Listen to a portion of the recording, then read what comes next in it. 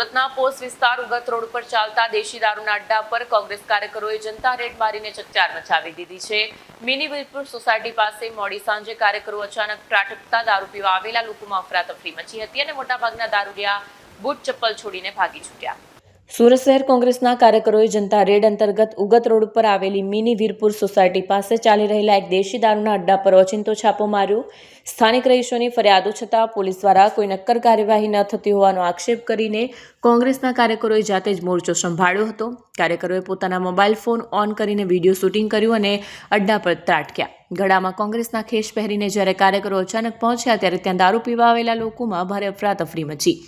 કોંગ્રેસના કાર્યકરો દારૂબંધીના નામે ધતિંગ બંધ કરોના નારા લગાવતા અંદર ઘૂસ્યા કે તરત જ ત્યાં બેઠેલા તત્વો પોતાના બાઇક લઈને ભાગવા લાગ્યા.